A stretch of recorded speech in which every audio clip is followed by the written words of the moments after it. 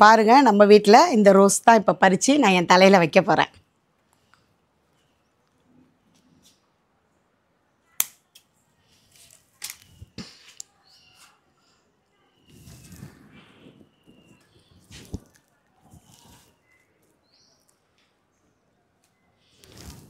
Okay, சூப்பரான பூ பறித்து நம்ம தலையில் வச்சாச்சு. உங்ககிட்ட மெயினாக நிறைய டிப்ஸ் கொடுக்கணும் அப்படின்றதுக்காக தான் இந்த வீடியோ. ஏன்னா ரோஸ் செடிக்கு நிறைய பேர் வீட்டில் ரோஸ் செடி இருக்குன்றது ரொம்ப ஹாப்பியாக இருக்குது. ராஜேஸ்வரின்னு ஒரு மேடம் தான், அவங்க வீட்டில் ஒரு நாளைக்கு அவ்வளோ பூ பூக்குது அப்படின்னு சொல்லும்பொழுது மனசு ரொம்ப ஹாப்பியாக இருந்தது. வாழ்த்துக்கள் எல்லாரும் அதே போல்.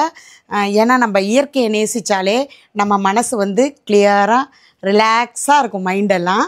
அதனால் எல்லார் வீட்லேயும் நீங்கள் செடி வளங்க.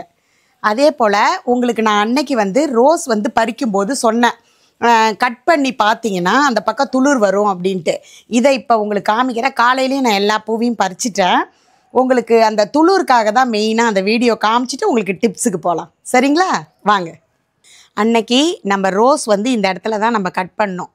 அதாவது ஃபஸ்ட்டு பார்ட்டில் நம்ம கட் பண்ணாமல் ரெண்டாவது பார்ட்டில் கட் பண்ணோம். கட் பண்ணும்போது பாருங்கள் துளிர் வந்திருக்கு. நல்லா பாருங்கள், டிஃப்ரெண்ட் உங்களுக்கே தெரியும்.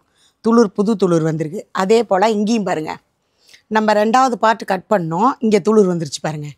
அதே போல் இதுலேயும் ரோஸ் நம்ம வந்து கட் பண்ணோம், இங்கே துளிர் வந்துருச்சு பாருங்கள்.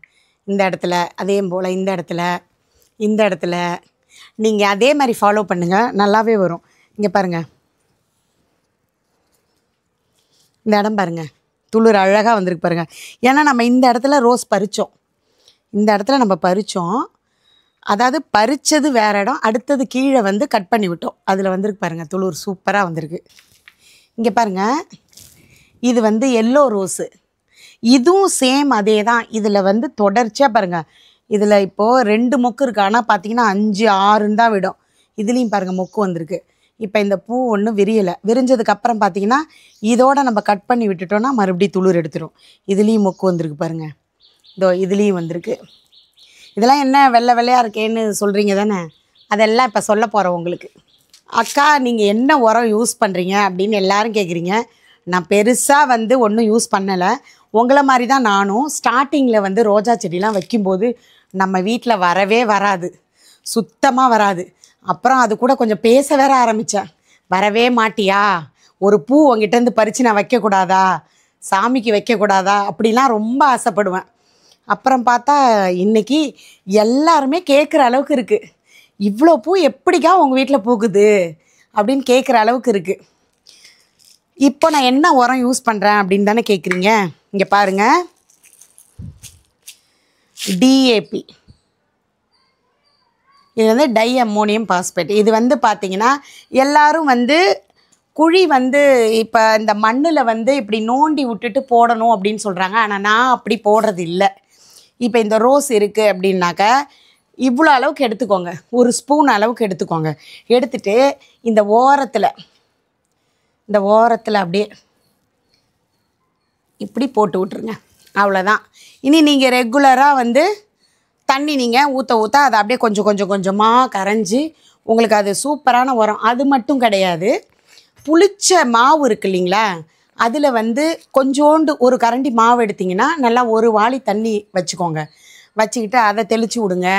அதே போல் இந்த வாழைப்பூ இருக்குது இல்லைங்களா, வாழைப்பூ நம்ம எடுத்துகிட்டு அந்த வாழைப்பூ தோலை வந்து கீரை மாதிரி சுத்தமாக சின்னதாக அரிஞ்சு அதை போட்டுருவேன். அப்புறம் வெங்காயத்தோல், பூண்டு தோல், என்னென்ன வந்து காய்கறிகளில் வேஸ்ட் இருக்குது, பழங்களில் வந்து அந்த தோலெல்லாம் இருக்குதோ எல்லாத்தையுமே நான் போடுவேங்க. முட்டையை தவிர போடுறதில்ல. ஏன்னா எங்கள் வீட்டுக்கு பக்கத்தில் உள்ள ஃப்ளாட் பார்த்தீங்கன்னு வச்சுக்கோங்களேன், காலி ஃப்ளாட்டாக இருக்குது. அதனால் நாகம்மா வந்து இங்கே கொடுத்தனும் இருக்கிறாங்க. அடிக்கடி வந்து நம்மளை மீட் பண்ணிட்டு போவாங்க.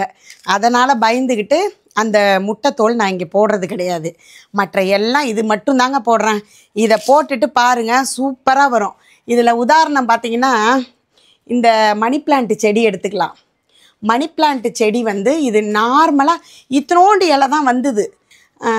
இப்போது நார்மலாக பார்த்திங்கன்னா இதில் உள்ள இலை வந்து சின்னதாக தான் இருந்தது. நிறைய படர்ந்து நிறைய வச்சுருந்தேன். எல்லாத்தையும் கட் பண்ணி போட்டுட்டேன். இப்போ வந்து இந்த உரம் போட்டதுக்கப்புறம் பாருங்கள், ஒரு இலையும் பாருங்கள் இவ்வளோ பெருசு இருக்குது. இவ்வளோ பெருசு இருக்குது. நீங்கள் ரோஜா செடிக்கு தான் இந்த டிஏபி போடணும் அப்படின்றது கிடையாது. எல்லா செடிக்குமே 1 ஸ்பூன் அளவு, நிறைய போட்டுறாதீங்க, 1 ஸ்பூன் அளவு போட்டுக்கோங்க. இது வந்து எல்லா உரக்கடையிலையும் கிடைக்கும். உரக்கடையில் வந்து 30 ரூபான்னு நினைக்கிறேன் 1 கிலோ, எனக்கு சம்திங் தெரியல. நீங்கள் வாங்கி என்ன பண்ணுங்கள், இதை மாதிரி பாட்டில்லையோ அல்லது உங்கள் வீட்டில் என்ன பாக்ஸ் இருக்கோ அதில் ஸ்டோர் பண்ணி வச்சுக்கோங்க. அடிக்கடி போடாதீங்க, வீக்லி ஒன்ஸ் போடுங்க. டெய்லியும் யூஸ் பண்ணக்கூடாது. வீக்லி ஒன்ஸ் கொஞ்சம் 1 ஸ்பூனு அளவு போட்டிங்கனாலே போதும். சூப்பராக ரோஜா துளிர் வந்துடும். நான் சொன்ன மாதிரி நீங்கள் பண்ணி பாருங்கள். எனக்கு தெரிஞ்ச டிப்ஸ் இது தான். அது மட்டும் இல்லை, மண் வந்து செம்மண்ணில் தான் வரும் அப்படின்றதெல்லாம் கிடையாது. நம்ம அழகாக ஆழமாக நோண்டி ஒரு நாள் குழியை நல்லா ஆற போட்டுருங்க. அதுக்கப்புறம் செடியை நடுங்க. சூப்பராக வரலன்னா அக்காட்ட கேளுங்க. சரிங்களா?